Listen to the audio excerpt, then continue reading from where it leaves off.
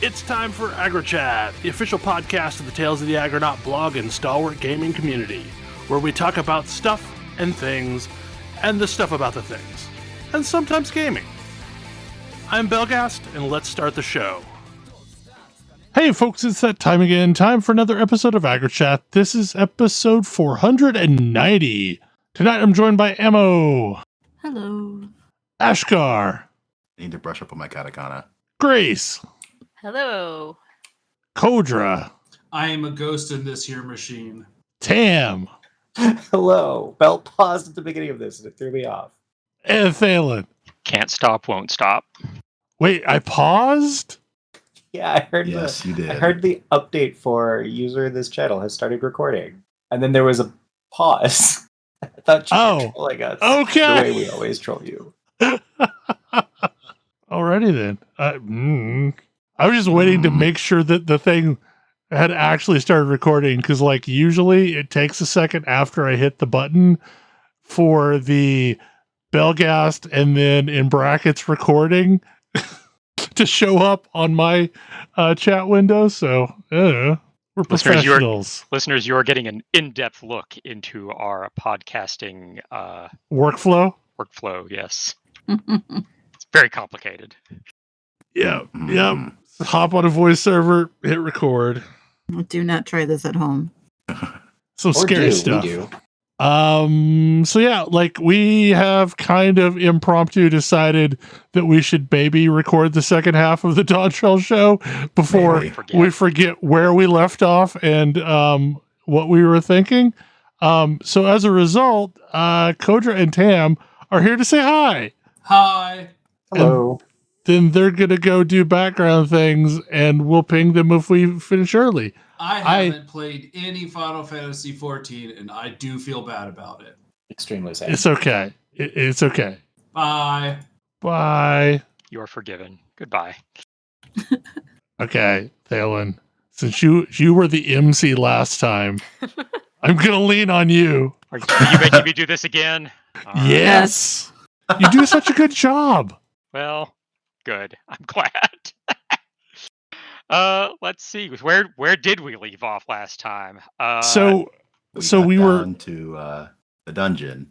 We went into Sky Deep Cenote and found the City of Gold, which was actually a weird techno wall with a gate that was sealed, and then we left. Yeah, because we had a coronation to go to.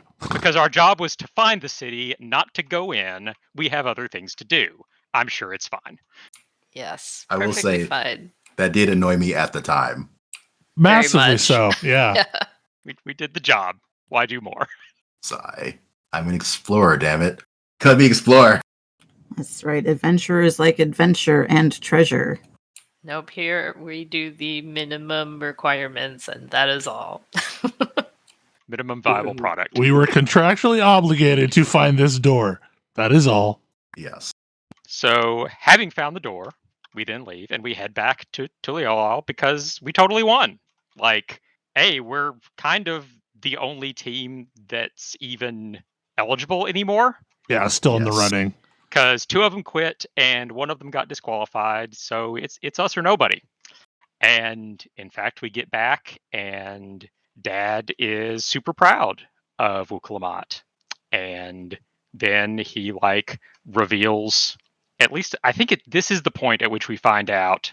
No, I don't. No, think that comes Slightly, later. yeah. we don't find out anything quite yet. First, there is a coronation, and Wuklamat sort of kind of surprises people, although I was not remotely surprised. I saw this coming by declaring that, there's this is the first time we've ever done this. This is a new thing. And up till now, Tamrielo has always been ruled by 2 heads. So we're going to stick with that. And so, hey, Koana, you should also be the Dawn Servant. We'll be Dawn Servants together. But also, Koana is super depressed because we have this official role that we've been asked to fulfill, and he hasn't been asked to do nothing. Yeah, he didn't get asked. Yeah, he didn't get involved, and so he's like, "Oh, she's abandoned me. It's sad." But no, in fact, she just wanted to surprise her brother. He's all Ardbert up in our inn room. But also, Wuklamat wants to try to pin us down She does want us to like Oh. join her administration. Yes. Which was never going to happen. No. We're an adventurer. It's like, you should stay here and live here forever and help me. We're like, we'll No, thank think you. about it. That's not how this adventuring thing works. But in the meantime, let's open this gate that's been sealed to you so you can go adventure some more. You can go to North America now. Well, and also, and this I believe is simultaneous with the coronation. We get a cutscene where Kettenram, and I don't remember his Tuliyolan name, but that's the Rogadin explorer, gets ambushed by. It's a total mystery. We have no idea who ambushed Kettenram. Who could it be? And it's Who totally this blue-skinned person was that ambushed him? I thought it was leaves him- Roljaw's secondary, actually. I think it was ambushed him. specifically the evil vizier, but yeah. Zoraljaw was at least involved. Like we learn later from Kettenram when he tells us, because Kettenram it's kind of questionable whether he's like survived the ambush in the immediate like cutscene, but yeah, no, he's fine. He wakes up, he's okay. But yeah, so everything's cool, and we haven't seen any of North America yet. And Aaronvale like wants to go say hi to his mom, so we're just gonna go head north across the bridge with Aaronvale, and just have a look-see, because everything's done, and we're just gonna like adventure. And so we head into the American Southwest. With what might be my favorite zone music. Yeah, of this It is very expansion. good music. Like, I know everybody refers to it as Texas, but it's honestly It's not really Texas. it's honestly more like Arizona. I mean, I refer to it as Texico because it's Yeah. like halfway between Mexico and Texas. Like it's That's definitely it's definitely an amalgamation the of- western side of all Right. that. It's Yeah. it's the old west. Right. It is the Southwest and or Mexico all amalgam.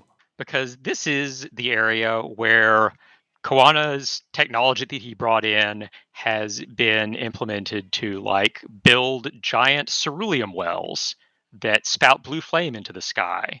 And there is a railroad A with really cool train.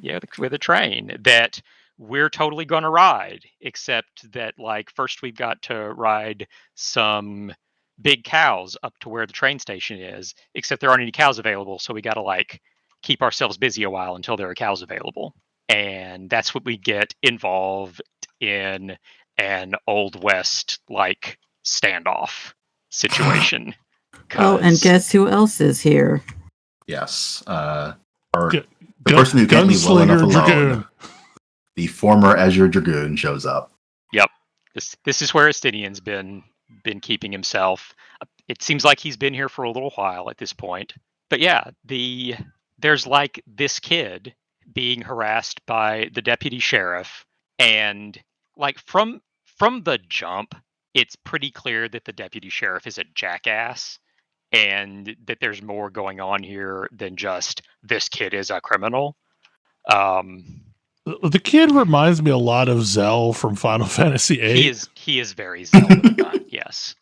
Because this being the Old West, like differences of opinion are often settled with duels, and apparently this is a tradition, like going back like years and years. But since technology has come, like those duels are now like Wild West gunslinger duels, meet at high noon, and all of that. But so there's this argument, and Estinian gets involved and kind of like breaks things up before we really have to, as I recall, and then leaves because it's Estinian. And basically one thing leads into another, and we end up investigating all of this. And it turns out that, yeah, there's this like group of criminals that the deputy sheriff claims this kid is part of. Actually, the group of criminals is led by the deputy sheriff, and the kid and his friends were the ones that were trying to like stand up against them. And he threw all of the friends in jail, and the kid's real mad about it. What? A Wild West scene with a crooked sheriff? What? Well, the actual sheriff it seems like a decent guy, just a little bit clueless. A little too busy. Like Yeah. he just sort of wanders in and misses some things. Yeah, mostly like he's letting his deputy handle things, but the deputy is like massively corrupt, so that's a problem.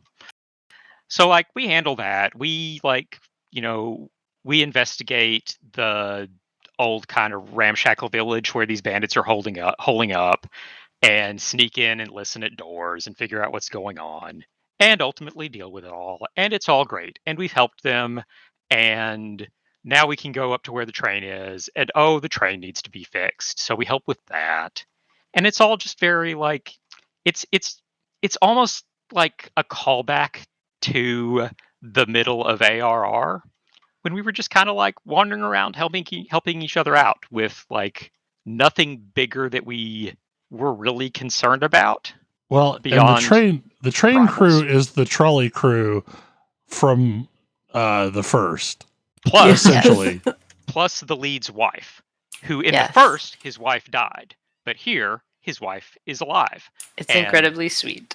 and that's why he's not an alcoholic here. So did we mention that we actually, before a lot of this stuff, I think we saw Zoralja go to the Yes. door? We did. So before we see Zoralja go to the door, I'm pretty sure it's before that we learn more about the door. Like Galulja gives us the information because that has to happen before Zoralja steals the key, because that's when we see the key. So prior to this, Galulja basically holds up his end of the bargain with Kryl and lets her in on what he knows about the City of Gold and Galuf, which is Galuf was part of their crew when they went to investigate the City of Gold, and the door actually opened while they were there, and two Lalafell came out, and the two Lalafell gave them a baby and a weird hourglass-looking thing, and then went back through the door. And sure enough, that baby is Kryl. Which does very quickly lead to the question of, wait a minute, if Kryl isn't originally from the source, then shouldn't her ether be less dense? Mhm. Right. Wouldn't Ishtola have noticed that? But she didn't. That's strange. That's real weird. And also, there's this weird hourglass thing that we're not, like, entirely clear what it's about, but it has something to do with the City of Gold. And so then in this cutscene with Zoralja and his evil vizier dude, Zoralja has apparently stolen said hourglass thing and also got a full set of tablets from Ketenram, because it turns out Ketenram had his own set just in case he needed it. Well, it was in case that the It was in case Mamulja didn't follow up on their end of the bargain, or anyone didn't follow up on their end of the bargain. Yeah, basically, if it became necessary, he had an extra set, so like none of the electors could wreck the whole process.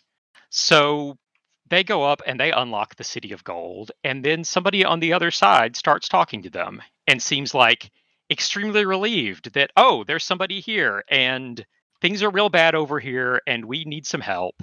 And ultimately, Oh, you want some power? We can give you power if you help us. so she offers Zoralja power, and Zoralja is like, well, okay. That's what I'm here for. Yep, that's what I want, so sure. I have to take over the world now, thanks.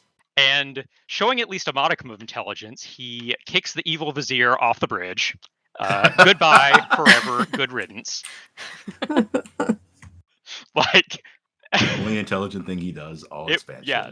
No, I loved that. Was great because Yeah, that was probably one of They've my been setting favorite up this scenes. vizier as definitely going to take over. But I definitely no. assumed that he was going to be the real big bad, that he was going to betray Zoralja. No, not given the opportunity. Yeah, and so he goes through the gate, and I'm sure we'll never see of Zoralja again. Again, it'll be fine.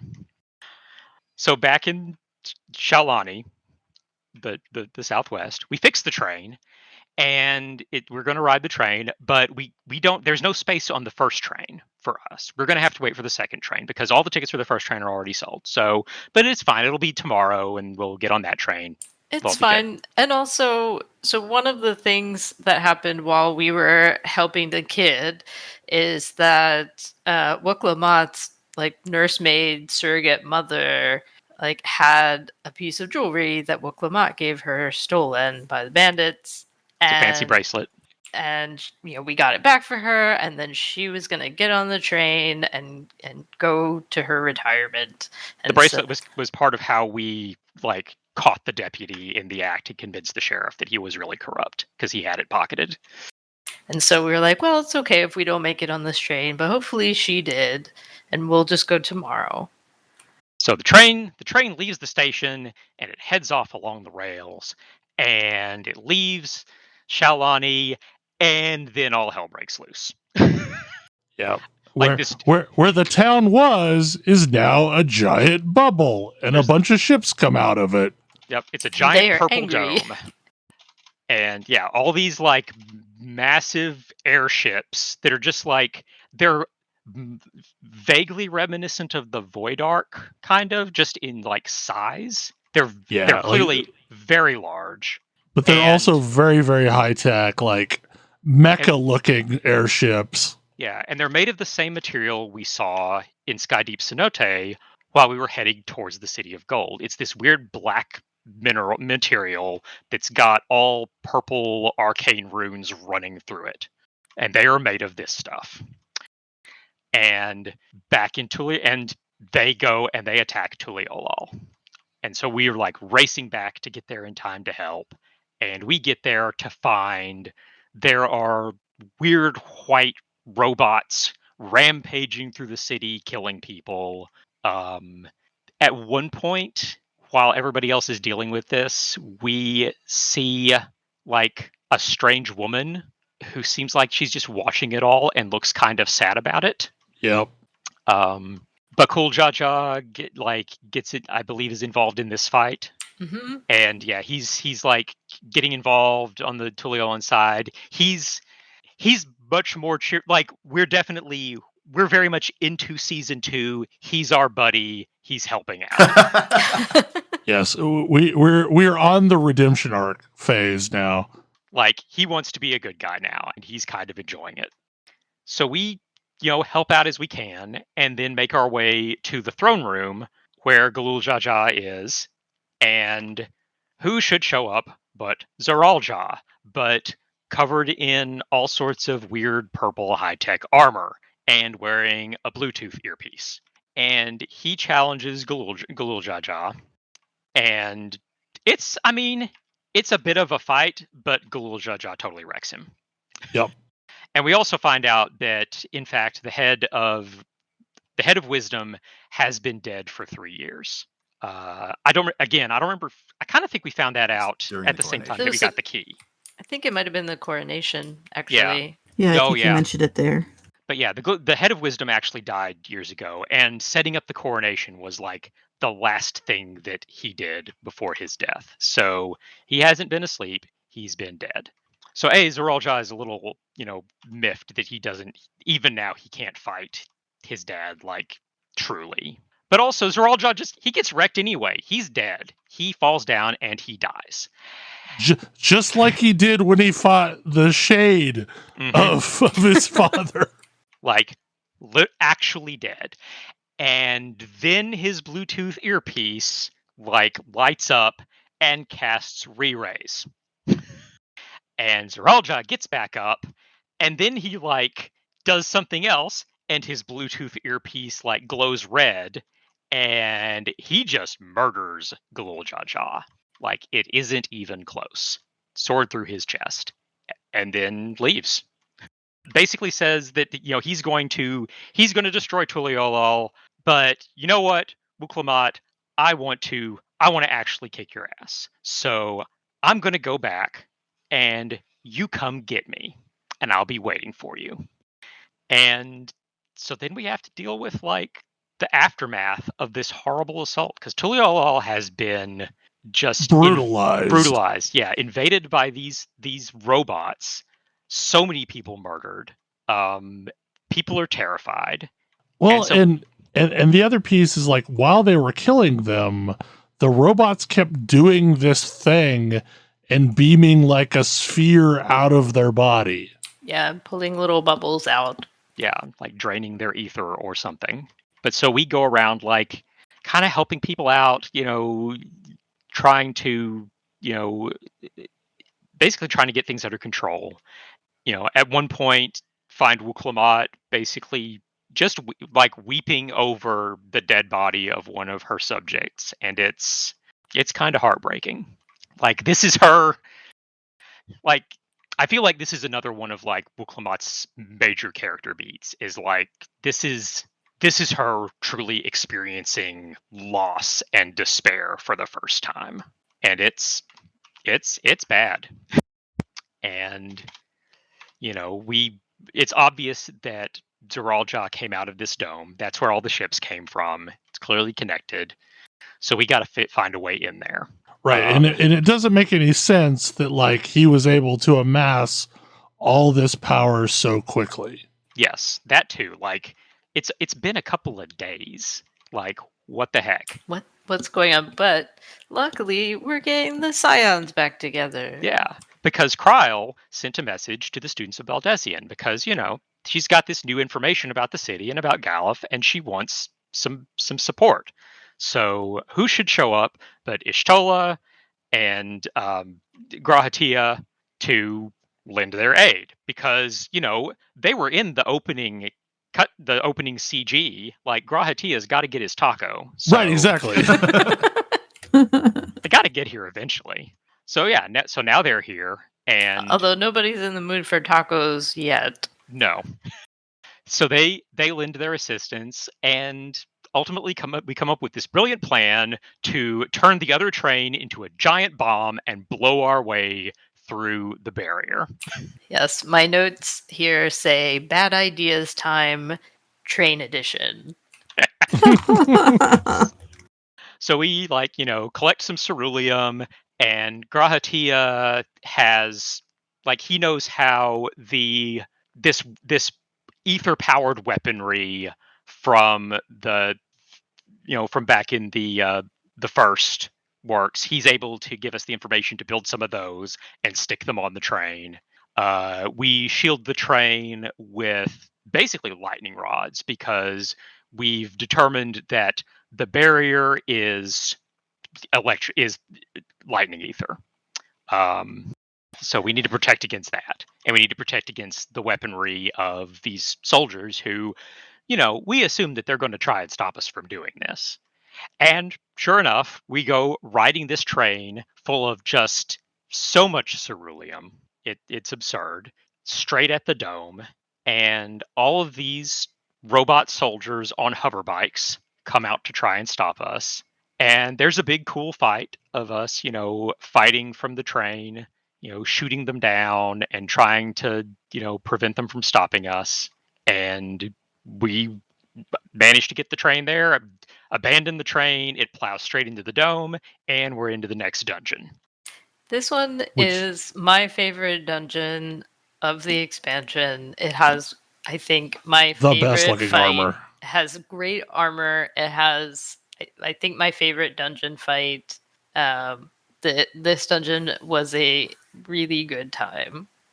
Yeah, this is the dungeon that you need to run if you want to be able to get a cool puffer jacket and headphones for your character. Because that's what the aiming armor looks like. I think it's also the tank set Some is sneakers. And cool the tank sneakers. set is just the robot, the robot soldiers. Yeah, it's amazing. But both of them look pretty cool. Healer has leggings and a shiny jacket and sneakers. It's all very cyberpunk. And so we're fighting our way past all of these robots and turrets and things. And the final boss is just a guy.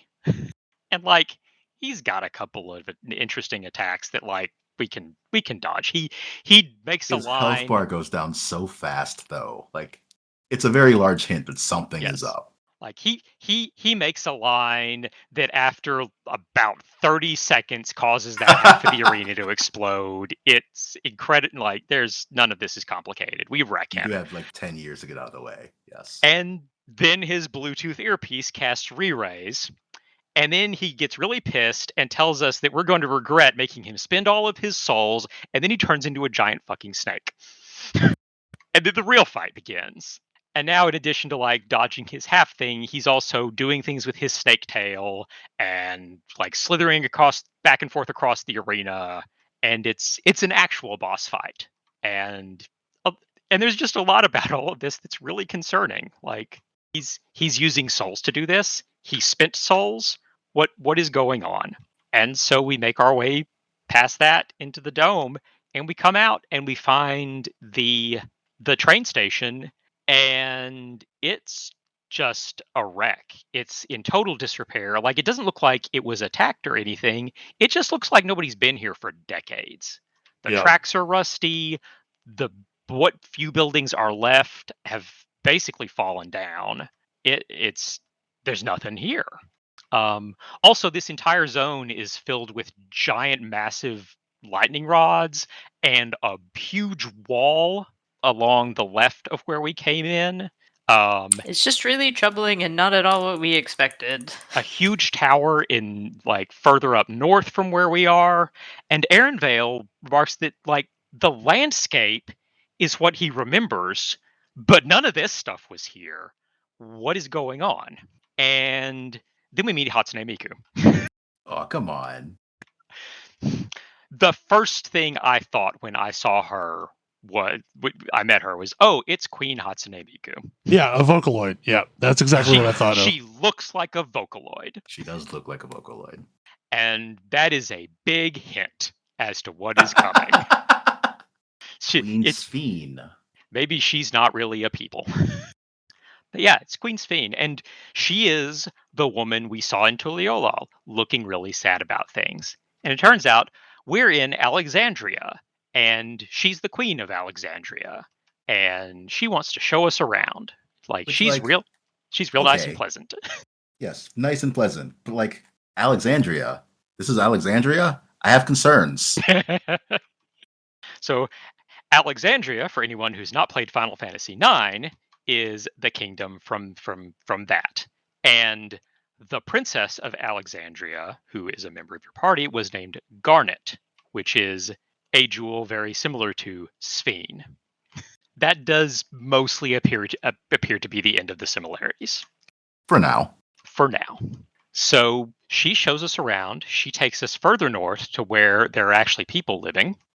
And basically, over the course of the next little bit, we discover that for everybody for all of the Tuliolans who were trapped here when the dome went up, it's been 30 years. Timey-wimey nonsense. Yep. Similar to what happened when, stuff with the first, time passes differently in other reflections. And it sure seems like Alexandria was somehow merged into the source from a different reflection. So my initial thinking here was that maybe Alexandria was somehow a remnant of the whichever reflection fell to the second cataclysm, because that would have been the lightning cataclysm or calamity. But stuff that we learn later, the timing on that doesn't work. So apparently whatever reflection Alexandria comes from, their reflection got totally ruined by lightning ether, but not to the point that it actually was a calamity. So yeah, because there was no rejoining, so it couldn't have been that.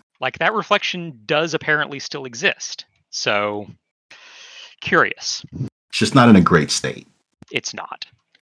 So in this town, for the past 30 years, Alexandrians and Tuliolans have lived together. Sphene is their queen, and Zeralja is their king. Apparently, Zeralja runs the military. There have been children born. There are families and everything. They've gotten used to just this being the status quo.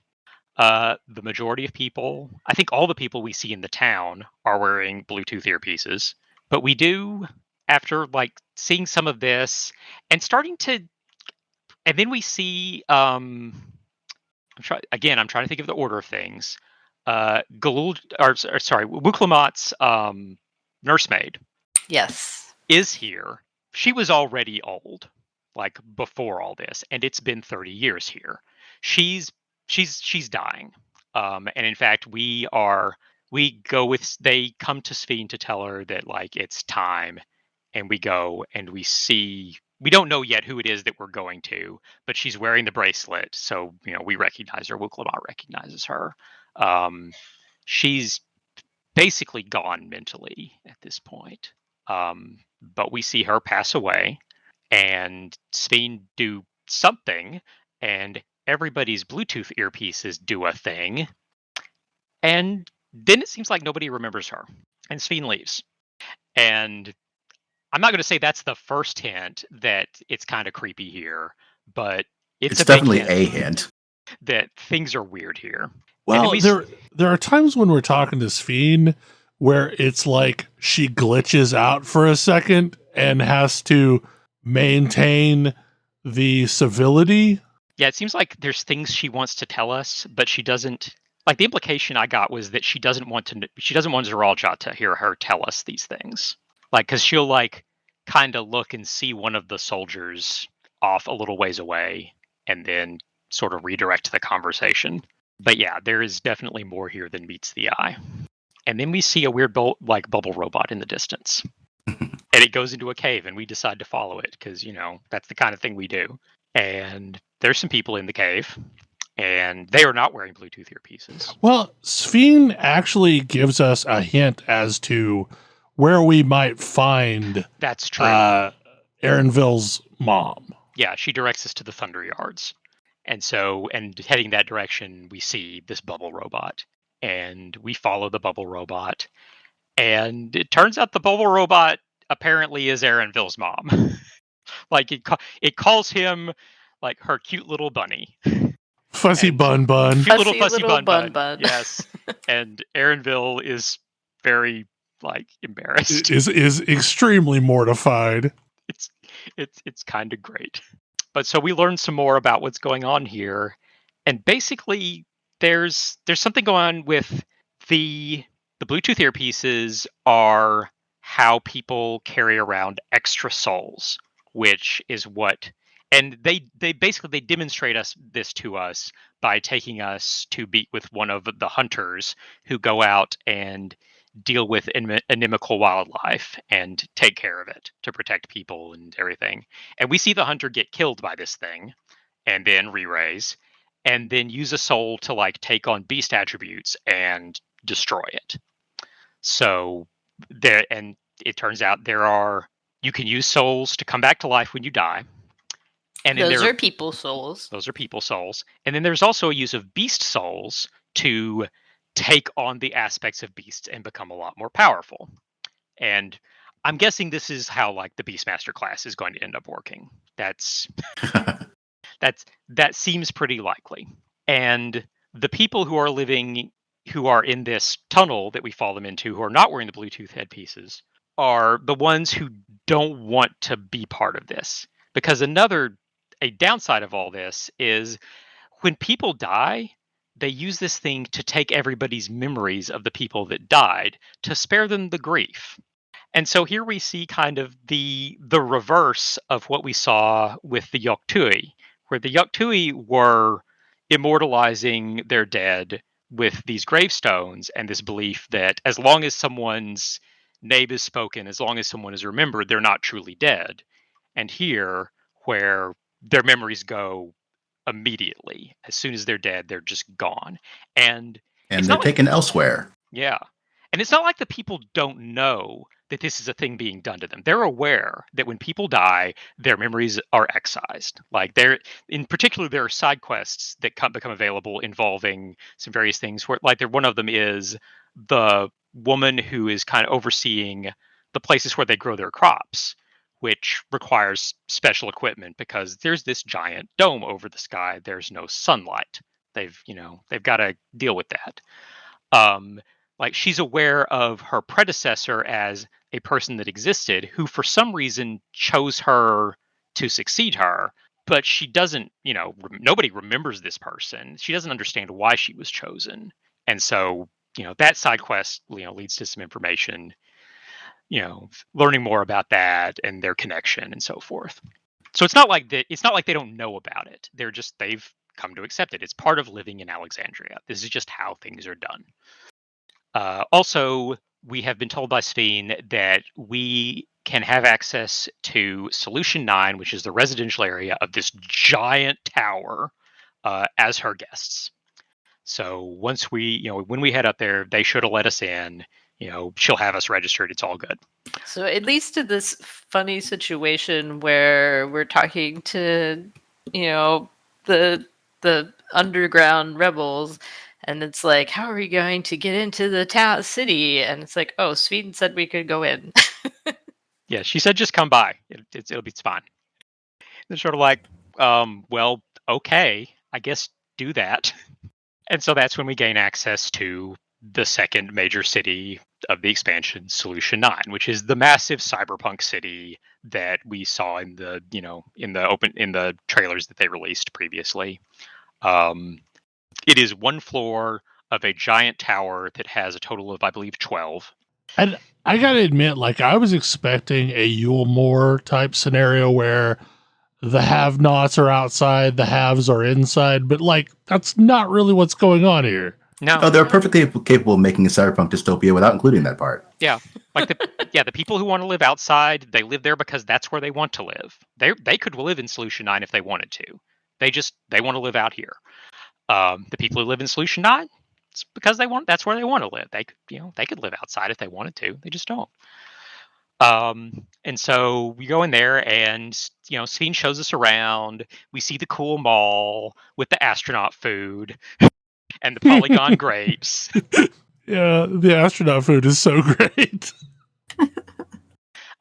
We visit a apartment complex and meet a woman and her son that Sveen come to like visit pretty regularly. And one of the things that we're seeing throughout all of this is that Sveen knows and cares about every single one of her subjects. She knows who all these people are. She knows like what their lives are like, what they do. She wants them to be happy. She wants to help them. Right. One of them comes up and yells and, is unhappy for various reasons, and she's like, no, it's okay, he can speak his mind.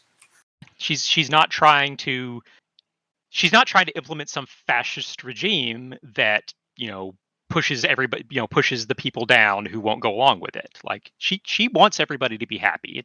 It's pretty clear that is a true part of this character.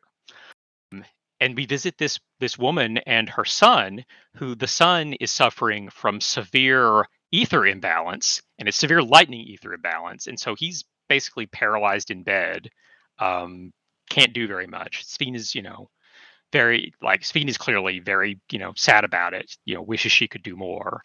They've apparently, supposedly been trying to find a solution to this for basically as long as the dome has been up.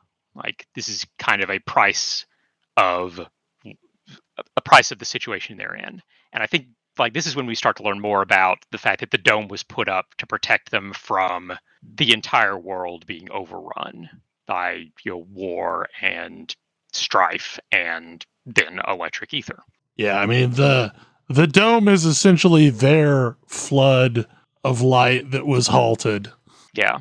Like it's the thing keeping this little piece of Alexandria somewhat normal, more than the rest of their reflection. And so then we go and we meet the members of the underground in the back room of a bar. And one of them is that Reflections version of Geralt. Of course. Who has a fantastic head of hair and is addicted to energy drinks. And so he has us go get him a cool energy drink that gives us rainbow wings when we drink ours. So we know where we're going to be getting this expansion's legendary weapons. Maybe. And also this Reflections version of Rowena is in the mall.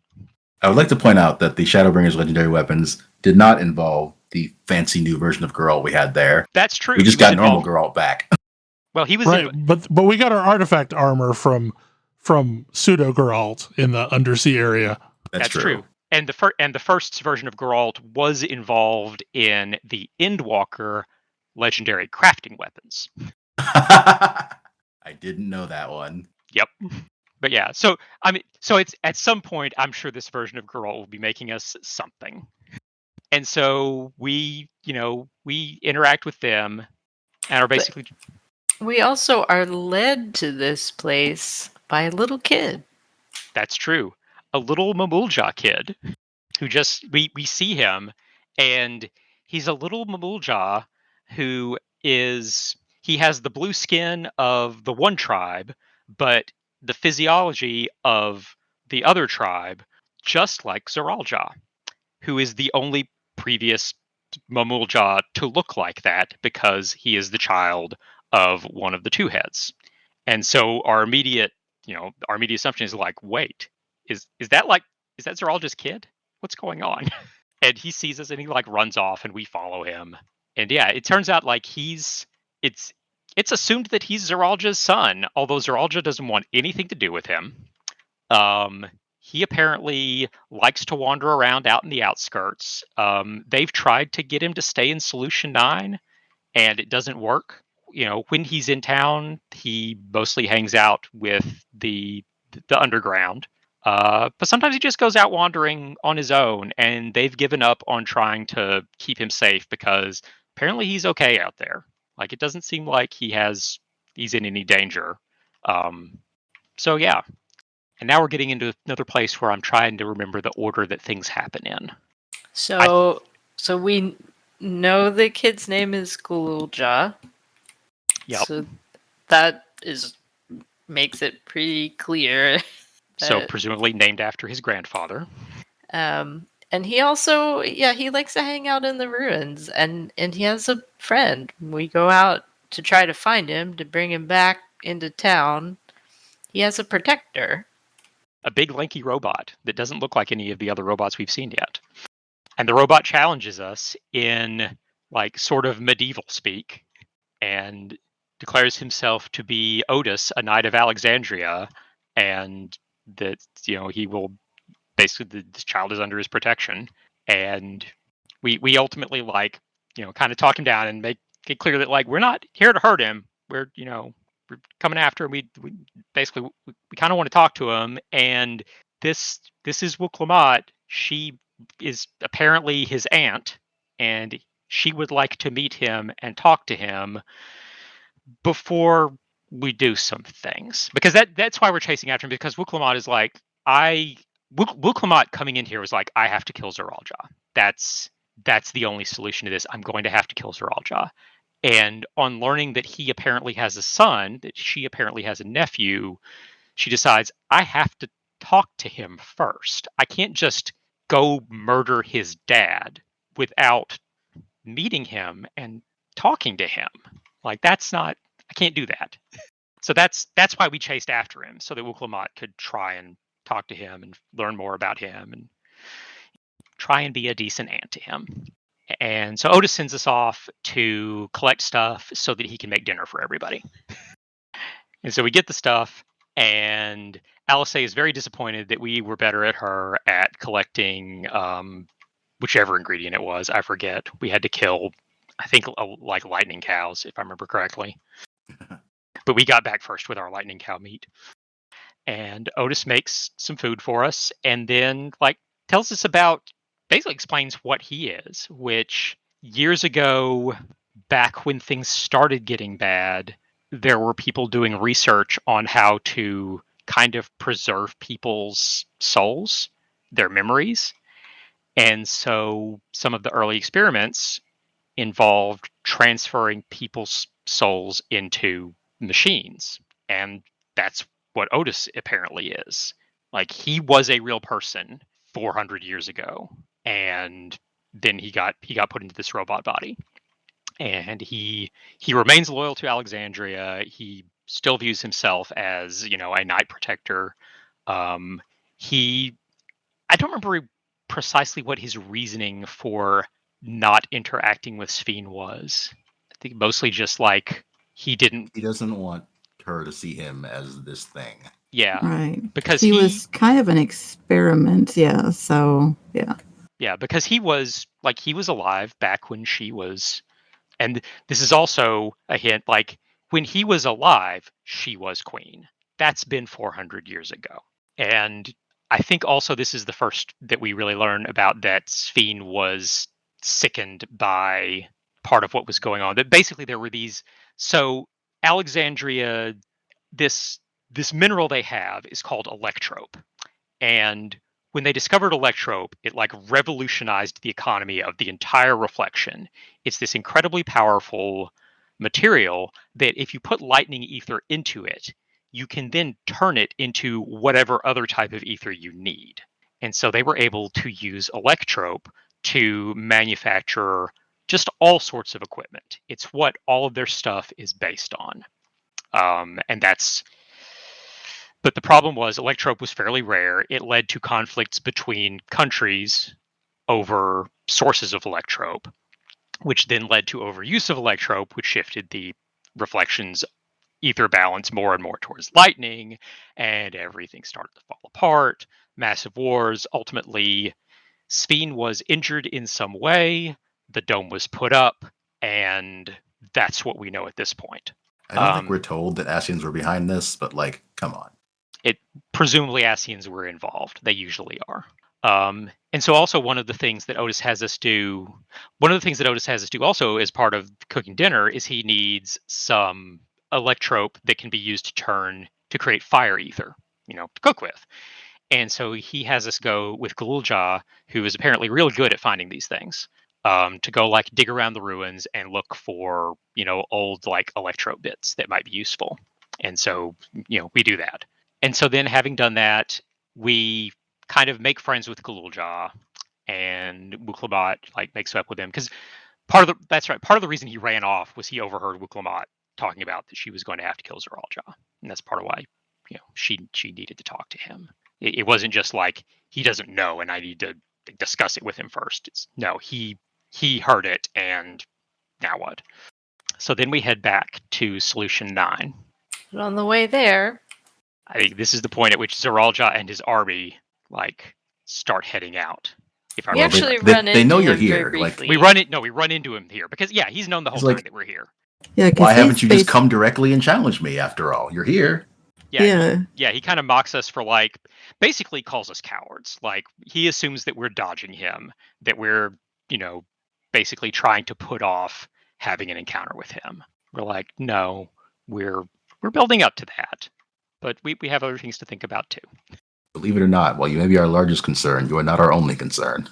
It's like, and once again, Wuklamat is the person who wants to know more about the cultures of these people that she's interacting with. And so again, that's part of what we've been doing here is learning about what this place is, how the people here live. Zoralja doesn't care. He showed up to help in whatever way, they apparently wanted him to in exchange for power. And he's been focused on military might since then. Sort of his thing. After 30 years, he still hasn't actually changed. Yep. Yeah, he's still the same guy, just older and maybe even more bitter. And with fancy soul powers. Yes. Yep.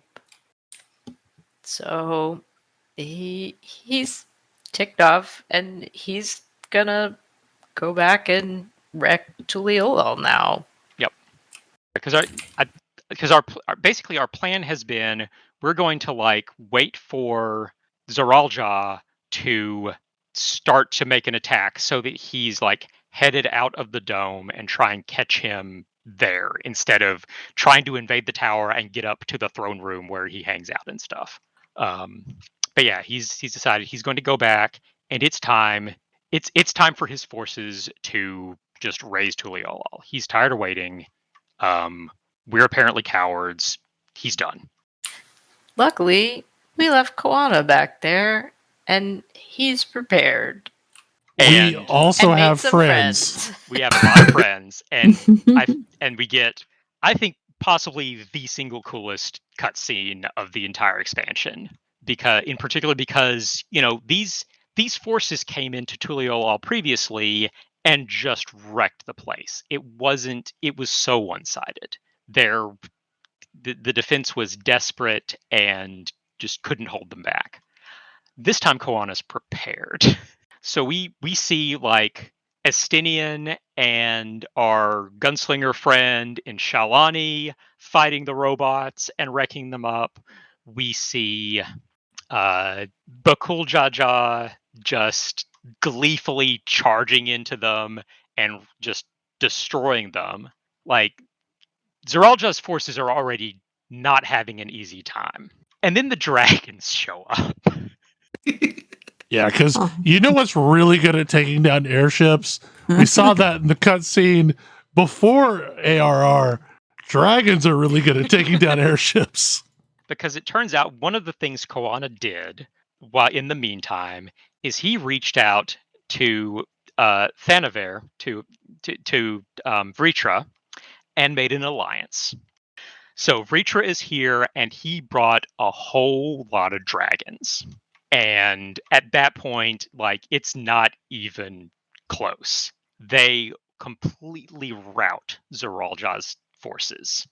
At which point we go back to us in front of Zeralja with some of his, foot soldiers and Sphene there. And one of his lieutenants basically gets the news and tells him, and Zeralja's pissed.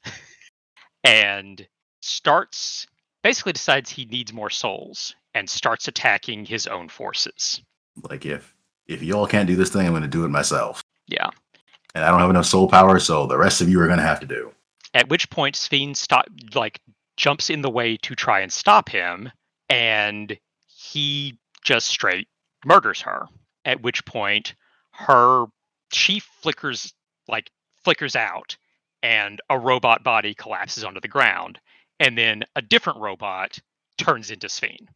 Because in fact, she is a Vocaloid. She is a hologram that creates hard light around a robot to manifest.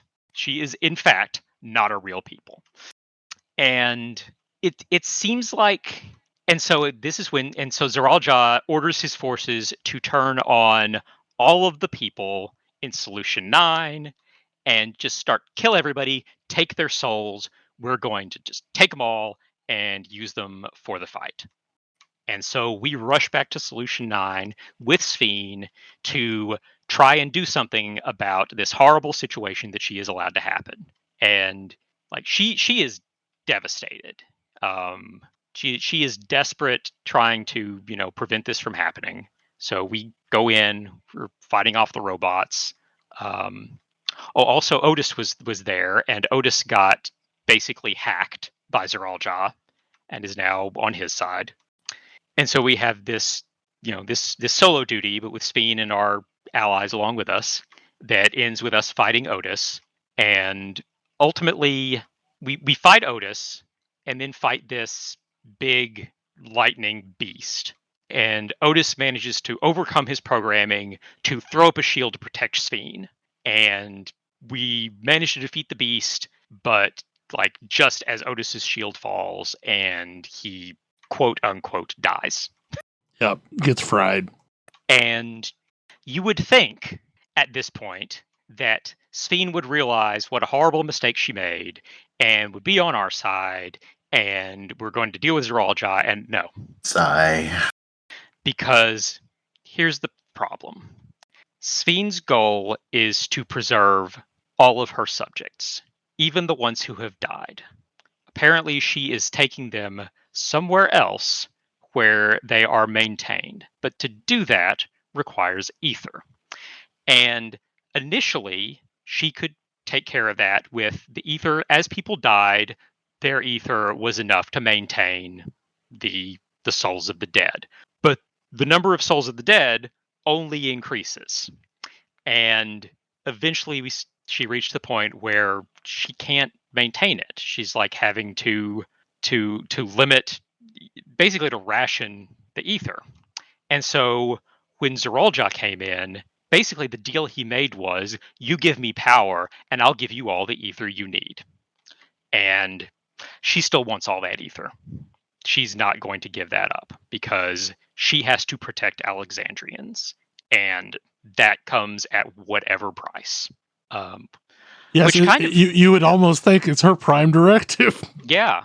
Well, and there was a hint a while previously. There was a point where she asked us if we would consider becoming citizens of Alexandria, which I kind of expected that once we learned this part to sort of come back, that somehow we would make use of that to basically kirk her into not killing people anymore by like effectively declaring all humanity to be citizens of Alexandria. So you have to protect them all, but that didn't happen.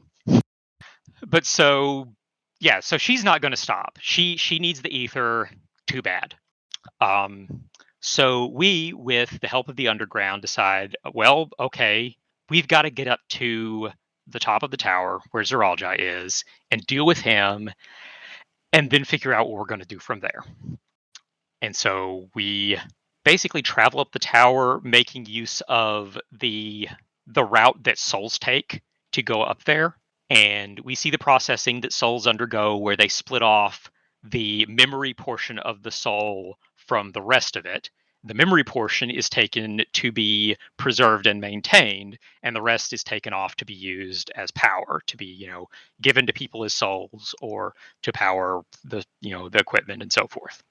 And the final boss of this dungeon is two of the members of the underground, a pair of twins, one who are half Tulialan, half Alexandrian. One has a Tulialan name, one has an Alexandrian name.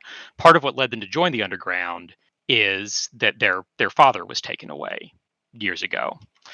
The final boss of the dungeon is their dad. Like, I don't think we've told them yet, even at the point where I am, that, we found your dad, and we had to beat him up because he was just a horrible monstrosity. Sorry.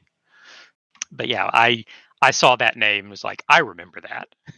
I never made the connection. Yeah, that's who they were looking for. That's where he's been. He was one of the ones that was like taken off for experimentation.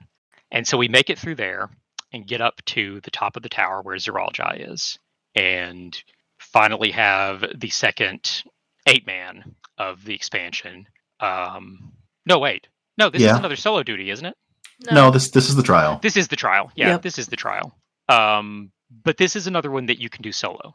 I believe. You can do this way. You can do this with with the trust. This one you can do with NPCs. And so you fight Zeralja. He's using souls and all of his stuff, but you do ultimately defeat him. And on his defeat, he drops the key that he had, which apparently was the thing necessary to allow Alexandria to be fused with the source. There's this like dimensional fusion process that the scientists, long ago perfected, and that device was key to doing it. And so when the two Lalafell gave it to Gulul Jaja and them, it was apparently to keep it out of the hands of Alexandria.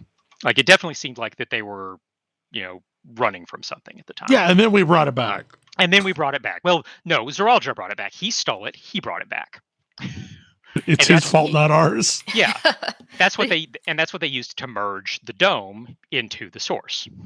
He also, as his dying breath, sort of bequeaths everything that he had to his son. Yep, he declares his son his heir, which I guess is nice, considering that previously he actively tried to murder his kid. Like, I guess good job in the end. I don't know. So Gululja is technically the king of Alexandria now, and Sphene takes the key, the hourglass thing, and heads off through a portal, saying that it's not over, and if she can't get the ether she needs here, well, she'll use this to go get it elsewhere. And so, well, we've defeated Zeralja, we've done that part, but also we've unleashed this person that, even if we're safe from her now, which is kind of questionable, she's going to go to other reflections and murder everybody there to take their ether. And sooner or later, she would come back here, because eventually she'll just run out of ether. So we got to do something about this. Her plan is a bad one. There is nowhere where she's going to find enough. Yeah, she's ultimately not going to have enough. There's only ever going to be more dead souls to maintain. It can never work. So now we got to figure out a way to follow her. And, well, there's this gate that Zeralja went through that we never went through that seems to be connected to all of this. Maybe we should go back there. And so we do.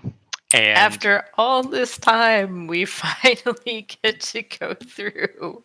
Oh, also, prior to this, the underground, one of the members of the underground immediately recognized the earring that Kryl has been wearing that was in the envelope sent to Galuf that we previously saw was one of the things that was left with her as a baby as some sort of data storage device.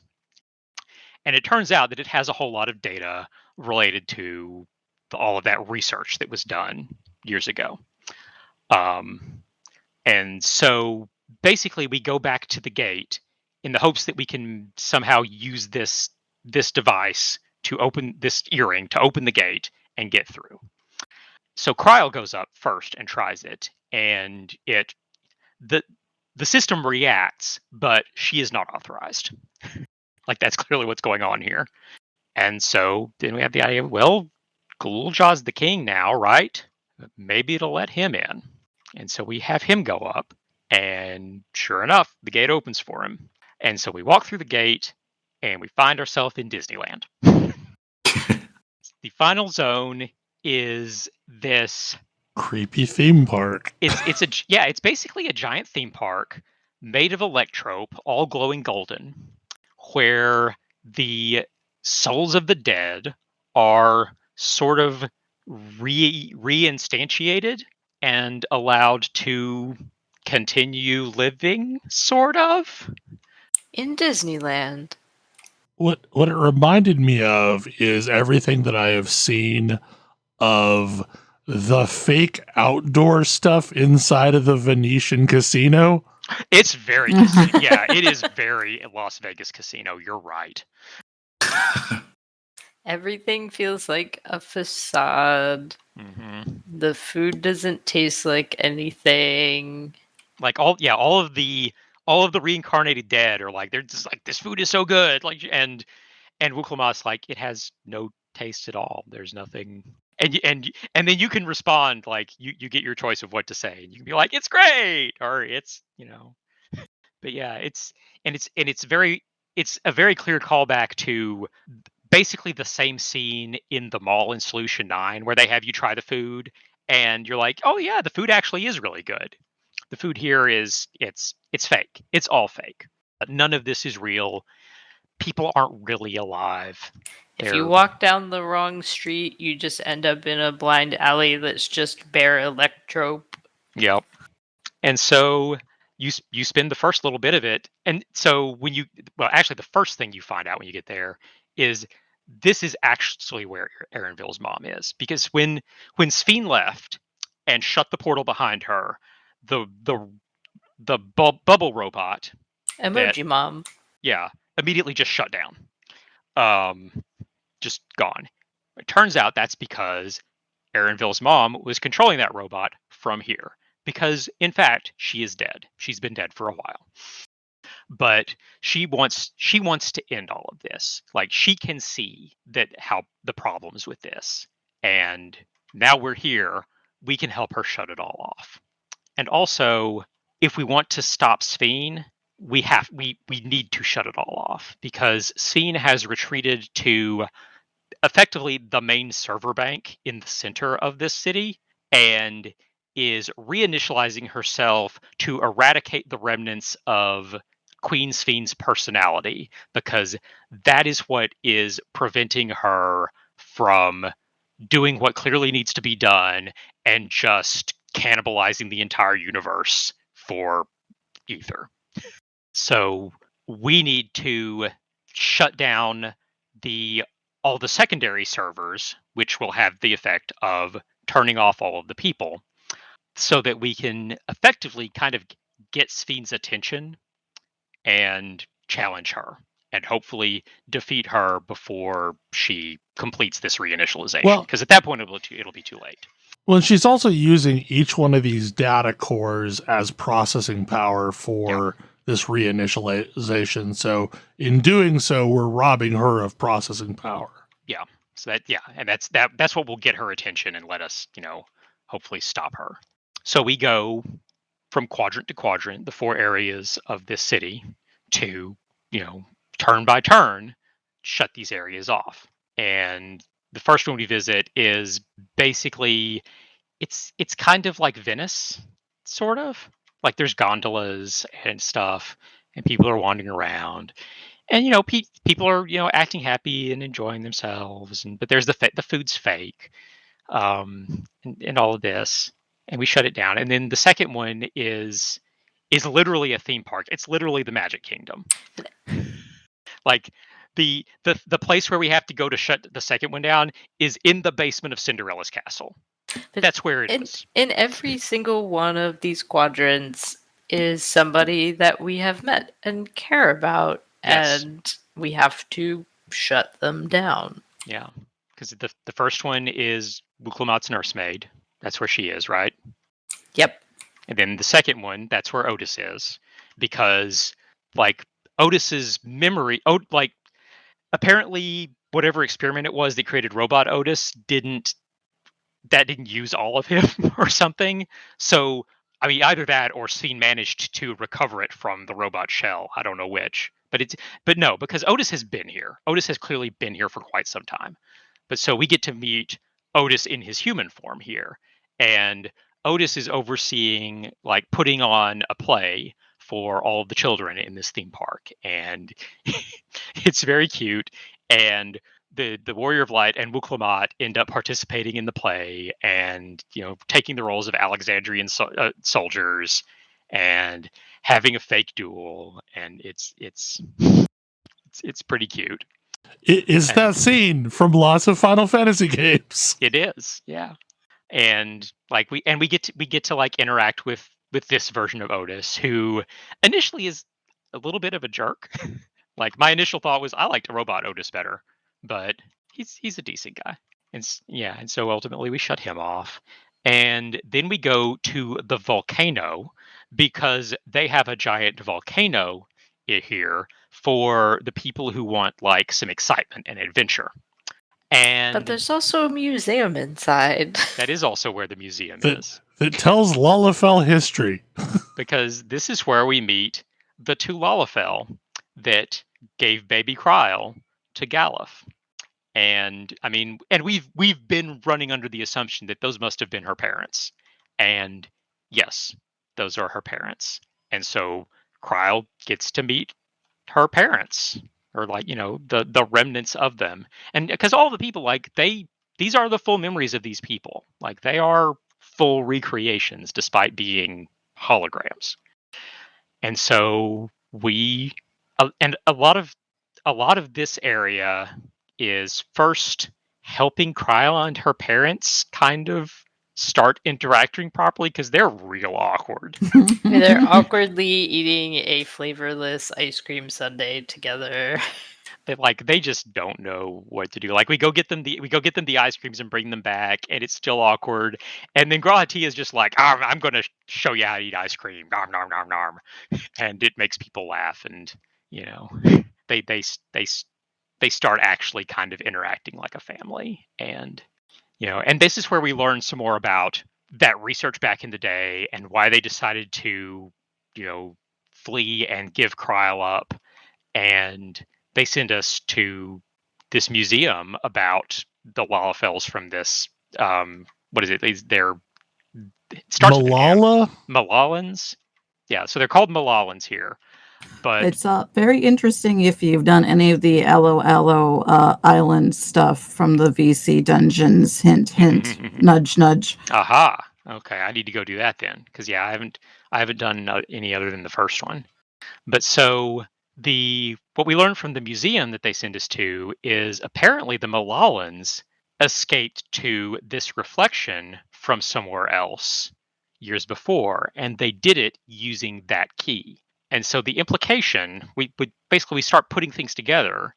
Apparently the Malalans originally came from the source, and they used that key to escape from an island in the source to this reflection.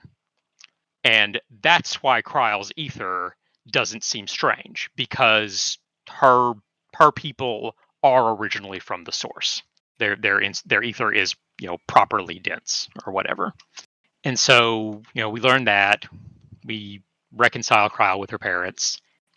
And then again, we shut it all down. And each time we're shut down one of these quadrants down, like everything turns off, the people vanish, all of the electrope just goes dead. Like it's very Depressing? dark and depressing. Yeah. And then the final quadrant we go to is the one where Aaronville's mom is, and it's basically the garden quadrant. And it does actually have some real plants and life and stuff. But it has one of the most surreal things. Like, you've just gone around to all these places and very sadly said goodbye and shut them down, and now you're about to go kill Aaronville's mom. But first, let's go on a flying capybara ride. Yes. Yeah. It was so strange. Also, Aaronville leaves like as soon as you get here. He's like, I gotta think about things. I gotta like. He can't be part. Like this whole time, he's been, if it's possible, like even more reserved than usual. Like He's been super broody. yeah, like. And He's broody been an even fussier bun. yes. Like broody for Aaronville is really saying something, and he just like goes off his own way. And so you go with his mom, and like you take a capybara ride around, and she kind of shows off the place, and they're talking about things, and then you go to the final server to shut things off, and Aaronville meets you there, and he and his mom kind of reconcile. Like it's basically. And it's basically kind of like, it's time to move on. It's time for this to be done. And it seems like that's the other message of like the predominant message of the first half of Dawntrail was, kind of understanding other cultures and understanding each other and all that. And a lot of the message of the second half really seems to be sometimes it's time for things to be over. And sometimes it's time to move on. And this is one of those times.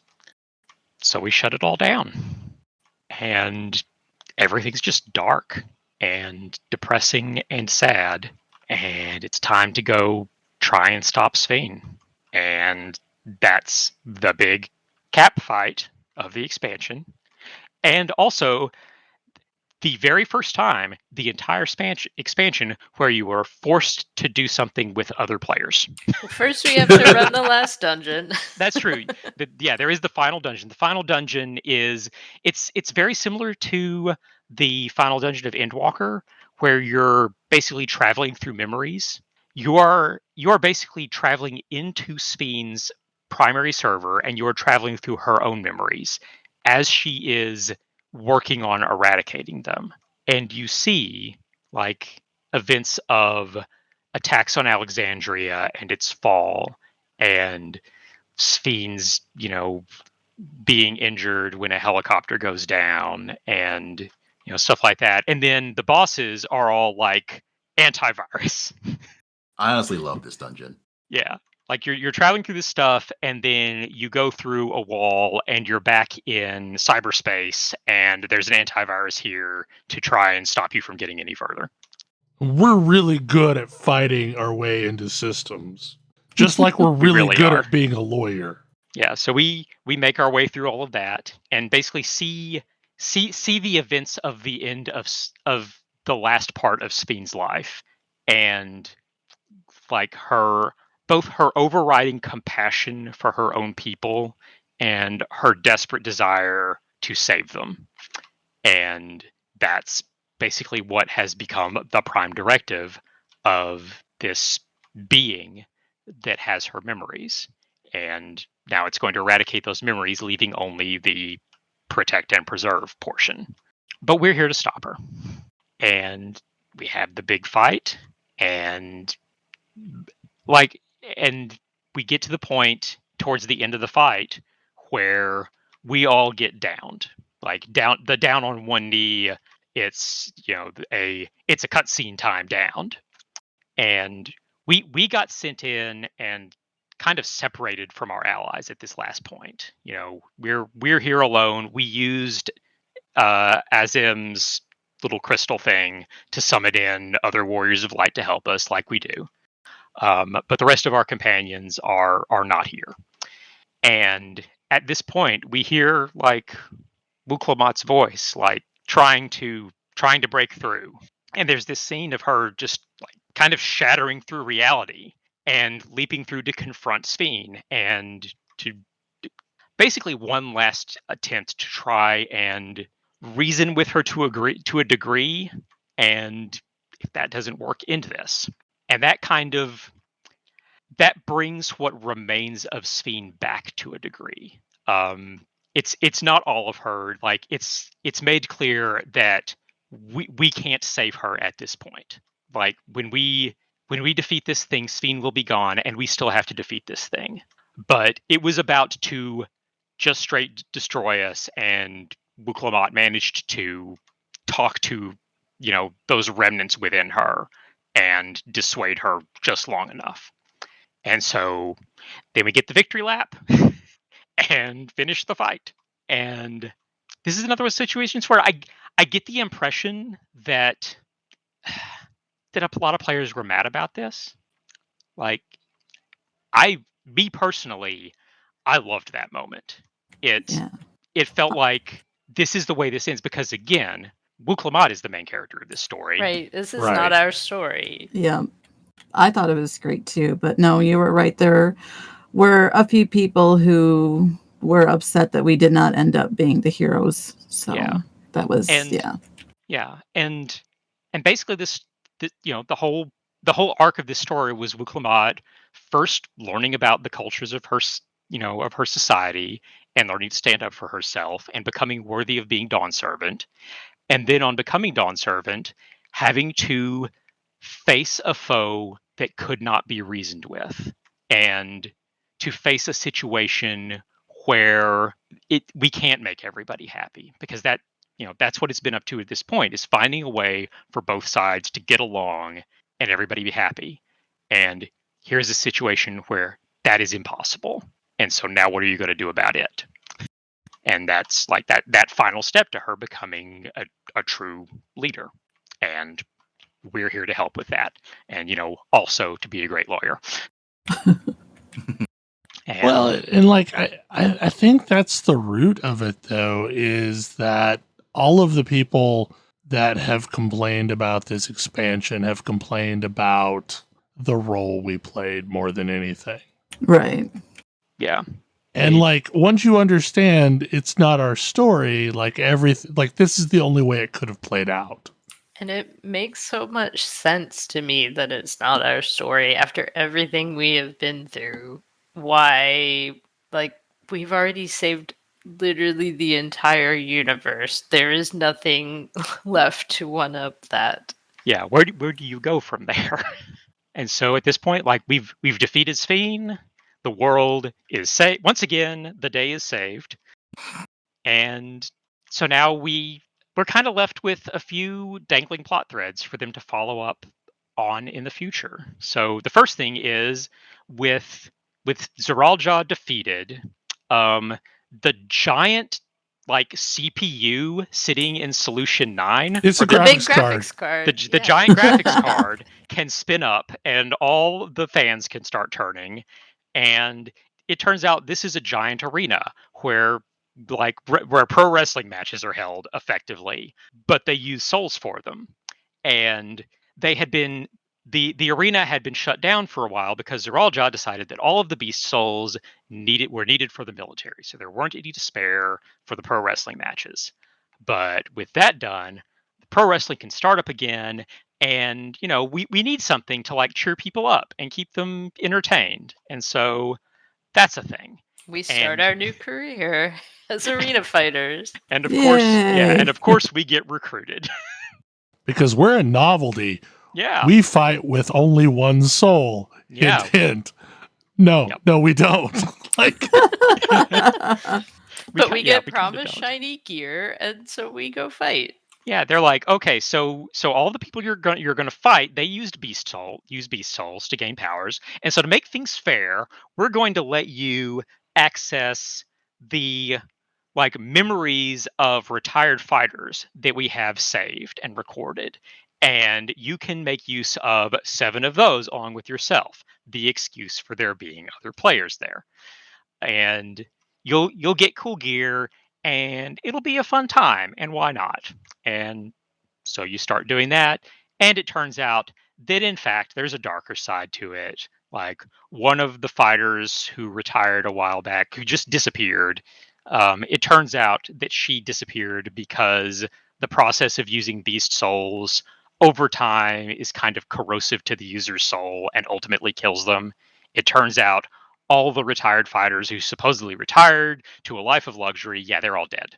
They went to a farm upstate. Yes. And there is a mysterious president of the Worldwide Wrestling Federation who is, behind all of this and has a super creepy voice bubble that we don't know yet who it is, but I don't know. I think it's going to have to be someone that is an existing character from Final Fantasy, if not from Final Fantasy 14. Like my dice throw, I think it's going to be Kuja, because Final Fantasy 9 reference.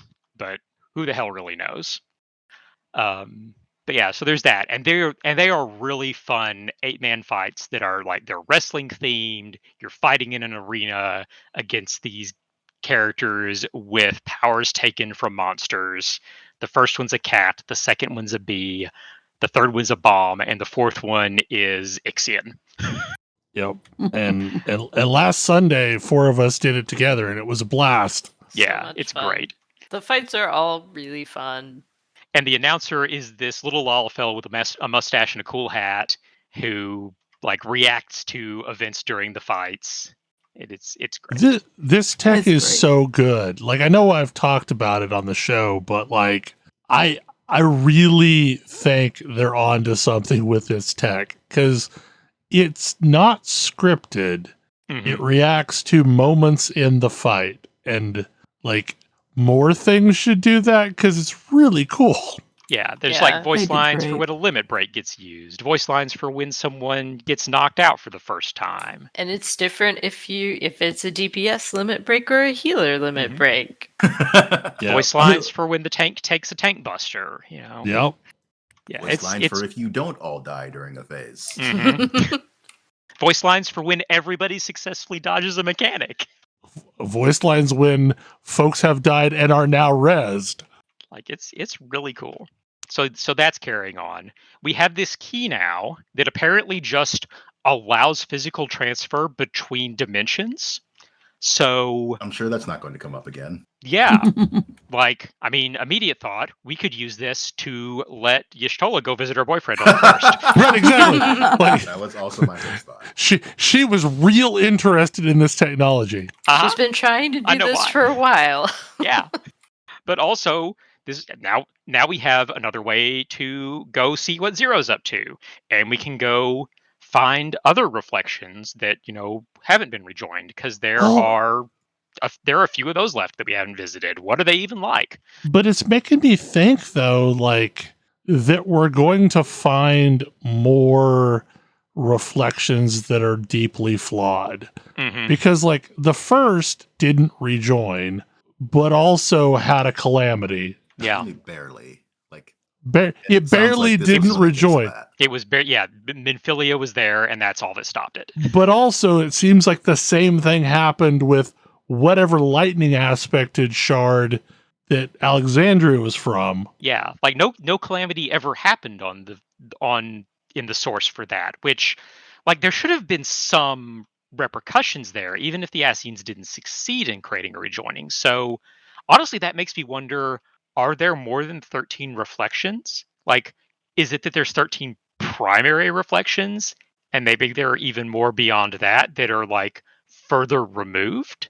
Kind of like we have Ascians and then fractional Ascians once they get defeated. Like maybe Alexandria is a reflection that was itself a reflection of the one that did get rejoined in the second Umbral Cataclysm. I don't know.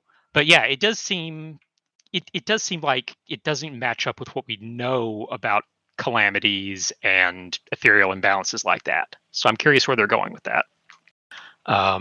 They've also clearly set up this whole situation with a ongoing long-term disease caused by a lightning imbalance in Solution 9. Like, I'll be surprised if we don't address that in some way in the post-patch content. Well, and to be truthful, it's not that dissimilar like the corruption that befell people who touched the what, sin eaters.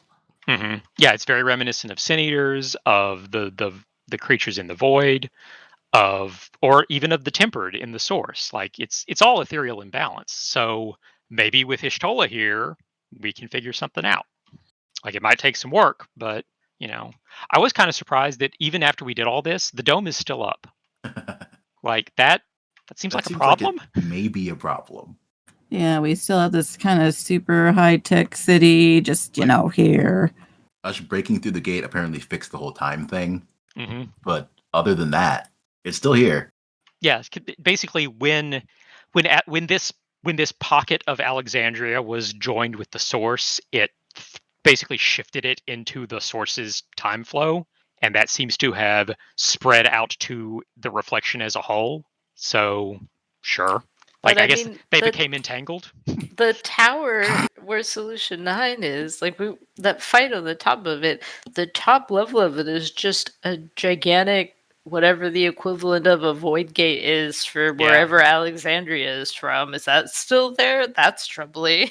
Yeah. Because it was sort of like unstuck in space from the rest of the tower, but still linked to it. It's very strange.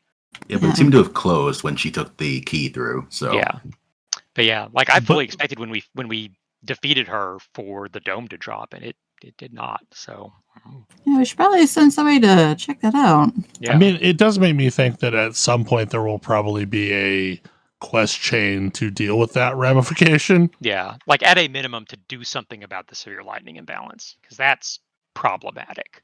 But also, like, to do this in a way that doesn't just completely destroy all of the technology that Alexandria relies on, because that seems like it would be a problem. Like, they need all that lightning ether, so I don't know. But yeah, so that's where we are. It was too, I don't know, like it felt like it was basically two very different expansions in one. Yeah. Well, also, part of what I realized after the fact is part of why I liked this expansion so much, that I didn't really think of at the time, was like Endwalker started out depressing and just got more depressing as it went along. Like, it was emotional ringer from start to finish. And this expansion, like, we got those emotional hits, particularly in the back half. But the front half was really like lighthearted and hopeful and cheerful, which I really appreciated. Yeah. Could use more joy in my life in general. Yes. I think a lot of people can. I think for me, like, the first half of this expansion, just A+, knocked it out of the park. The second half was a little weird. Like, there were some tonal shifts that felt a little weird. And, like, I mean, I enjoyed it, but I think when we got to Disneyland, I had checked out a little bit of that part of the story. Yeah, I can see that. I mean, the rest of it, like, it was solid, but I wasn't as driven to finish that story and as invested in it as I was in Endwalker.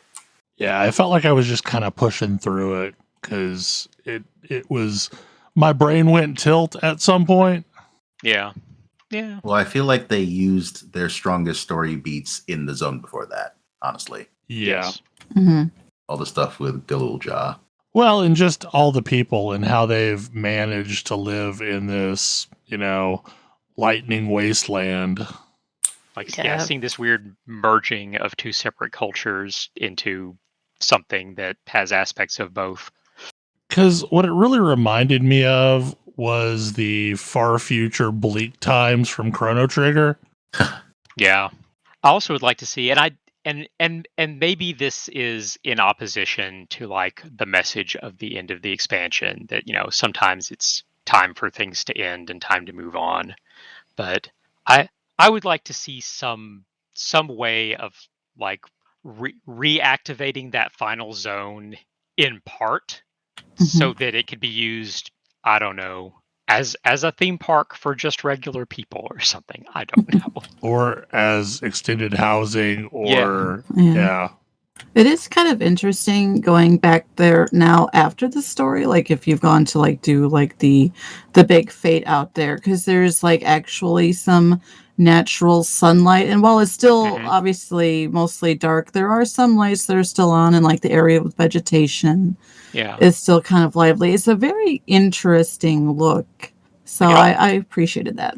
Yeah, it kind of seems like maybe the rest of that reflection isn't a total loss. Right. I don't know. But yeah, like I kind of like they could possibly do something where we deal with this surfeit of lightning ether in Alexandria by funneling some of it into this place to to basically bleed some of it off. I don't know. Mm-hmm. But also, I'm also not the person that's going to activate New Game Plus to turn all of that back on. That does seem inappropriate. That area is turned off as a very clear statement as you're going through the end there, so it will not be lit up again like that. Yeah, no. If it does get turned back on, I want it to be as part of the story. Yes. Moving forward. But that is where the expansion is left up. Yeah, that's Dawntrail. And we'll see where we go from there. And I'm still curious what the 24-man is going to be. They have explicitly said that this is going to be a crossover with, what is it? 11? Think so? Yeah, Vandal or whatever. Yeah. Interesting. Yeah. I wonder if it'll be something on our world with it or punching through into another dimension. Could definitely be either one. Also, I still haven't done the previous alliance right.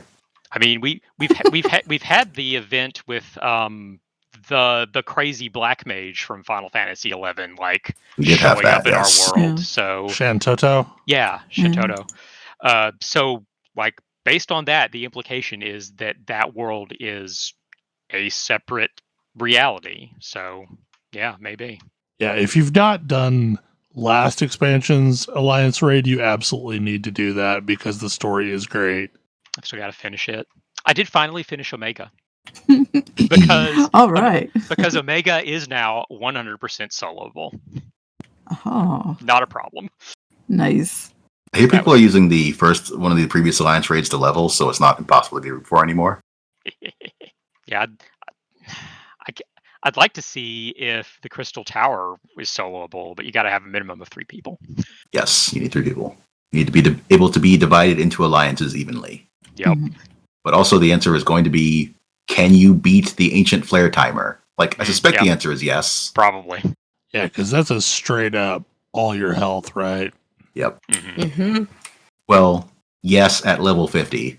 I have no idea, honestly. Right, there's that too. I don't know what it's like when you're unsynced. Yeah, I don't remember. Is it a 6/9s hit or is it just a lot? It's not a 6/9s hit. It's a lot, but a lot is 20k, which is not all my health anymore. Nope, not even close. Yeah, part of Omega being soloable was there was one thing where all the mechanics happened and I couldn't do them all, but it did 100,000 damage and I had more than that. So it was fine. Yeah, I'm really interested to see where things go when the 0.1 patch drops. So I think that'll be what the Alliance or the Beast Tribe or whatever they call them now. That should be the first society. Yeah, society quests. There's societies now, and the weekly challenge is making society somewhat better. Yeah, that cracks me up. But yeah, my assumption is the Gathering Society is probably going to be the Moblins because we haven't had goblins as society yet. It's true. I figured that would be the crafting one. Yeah, they seem like they would be the crafting. But there was someone else I was thinking might be the crafting, because my thinking there was maybe they want us to gather stuff to give to their potsworn. It might also be the crafting. Yeah, I figured we'd just, become a potsworn. Yeah, also possible. I do think I can't think of them as anything other than the Tobli might be the gathering one. The Pelu. The Pelu might be the gathering too, yeah. Because they're probably one. It's probably my guess is probably the Pelu, the Moblins, and the Mabulja. And the Mabulja is potentially like us helping them reclaim their territory. I know I was thinking crafting. I was thinking the Yaktui might be the crafting one. That could also be a thing, yes. We might have more than 3 again. Also possible too, yeah. That would be nice. So if it was a Yakhoi, do you think it would be the Separatists or the main faction? I'm thinking the Separatists. I think that seems more likely. Mm-hmm. But not guaranteed, because we might end up fighting the Separatists. Also, yeah. I think part of the thing that makes me think they might be a society is that there are Yakhoi that are aggressive to us, and that I occasionally fly in and beat one of them up for the daily hunt. Got to get my nuts. I mean, there's also several fates associated with beating them up too. Yes. Oh yeah, there's that too. There's the whole. So the Yakhoi went north, and due to visions that they were given by the Golden City, and that's when they were stricken by this plague that killed masses of them, and is why mostly they're not as tall as they were anymore. I feel like that's also a dangling plot thread that might get followed up on. What was all that about? Maybe Lalafell is catching. Maybe. I don't know. That's probably a show. I guess. Well, I guess the other thing, there's the 2 optional dungeons at the end. If you want to talk about them at all. Yeah, the whole Ronkin and whatever the civilization's called here crossover thing is real interesting. Yeah, because the one dungeon is Tinder Valley, which first you got to fight your way past a bunch of cactuses, including the swole cactus. Kind of hilarious, honestly. Yes. And then make your way into this Yakhoi ruin, which I gather was built up around a pre-existing temple that they discovered that is dedicated to a great serpent. Scree. Yes, it is. It is the Ronkin Great Serpent. I love it. So we weren't wrong. But this time there's a jaunty headdress. And a bouncy council. Yeah, it summons other great serpents. I love that so much. To wiggle back and forth. Just the name of that attack is so good. Yes.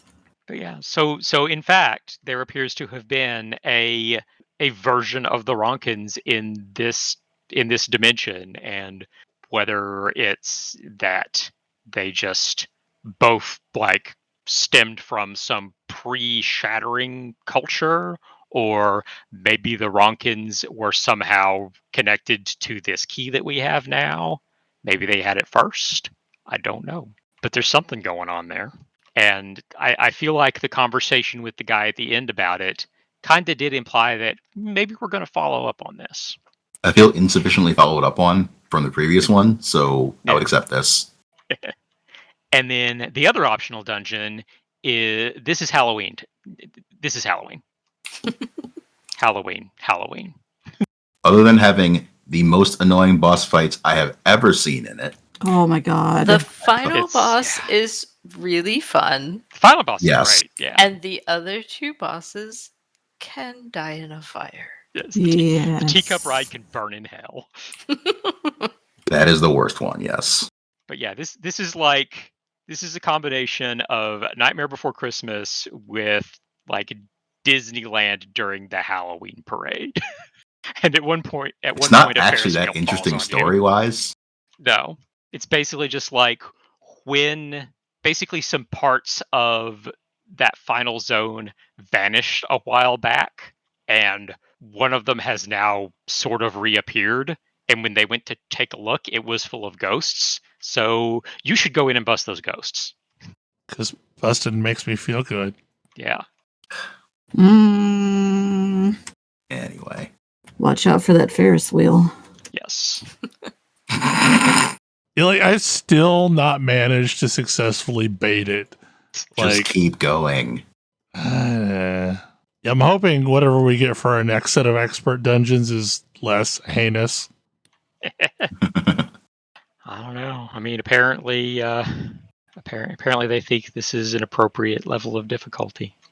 Tender Valley is It great. is. It is. It just takes some getting used to. Yeah.